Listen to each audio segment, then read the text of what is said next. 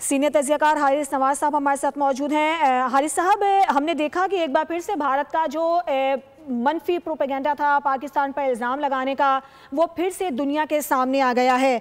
भारत के लिए, भारतीय मीडिया के लिए कितना शर्म का मकाम है? देखें, वो शर्म का मुकाम उसके लिए होता है जिसकी कोई शर्म हो। ये नहायत ही साइड पर निकलनी, गाड़ी में निकालनी है। देखें, बात यह है कि इंसान को थोड़ा सा इनकी शर्म है ही नहीं। आप ये बताइए, सोचे समझे बगैर इन्होंने इल्जाम लगाना शुरू कर दिया। और जो पाकिस्तान हमेशा से कहता आ रहा है, 10 साल से कह रहा है कि ये अफगानिस्तान जो है ये बहुत बड़ी हमाजगाह है, टेररिस्ट ऑर्गेनाइजेशन की यूनाइटेड नेशन की रिपोर्ट है, 24 टेररिस्ट ऑर्गेनाइजेशन यहाँ पर है। और जो सिडनी हमला हुआ है वो अभी प्रूफ भी हो गया कि उनका ताल्लुक अफगानिस्तान से है। They got nothing to do with Pakistan. Pakistan तो खुद विक्टिम ऑफ टेररिज्म है। जितना हमने अपने 80,000 के फौजी और सिविलियन को शहीद करवाया है, 150 अरब डॉलर का नुकसान पहुंचाया, तो हम तो पहले ही नुकसान उठा रहे हैं। ये भारत का काम ये कि सिर्फ झूठा प्रोपेगेंडा मार के हक पे जो इनको जिल्लत उठानी पड़ी झूठ की वजह से, अब इनके गोदी मीडिया को कोई यकीन नहीं करता। हर एक पाकिस्तान के मीडिया को अहमियत देता है, प्रेफरेंस देता है, क्योंकि हम सही खबर पास करते हैं। इसलिए इनके लिए नहायत एक और शर्म की बात है, इनका मुंह फिर काला हुआ है, लेकिन ये इतने ढीठ हैं, इतने बेशर्म, इनको कोई असर नहीं होता।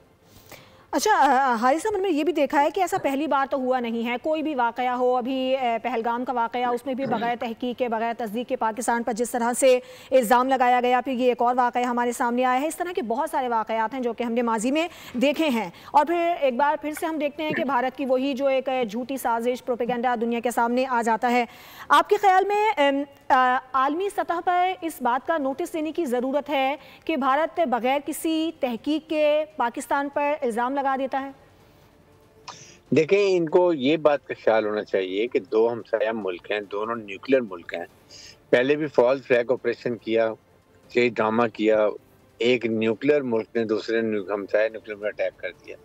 तो अभी तो ये मेरे ख्याल में जिस तरीके से खबरें कर रहे हैं, ये तो बिल्कुल ये अपनी आउट ऑफ माइंड हो चुके हैं। इसलिए हो चुके हैं कि इनको इतनी शर्मिंदगी उठानी पड़ी है, हजीमत उठानी पड़ी है, दुनिया में बेइज्जती इनकी हुई। इतने बड़े मुल्क को पाकिस्तान की कम फोर्स ने इतनी बुरी तरह शिकस्त दी है।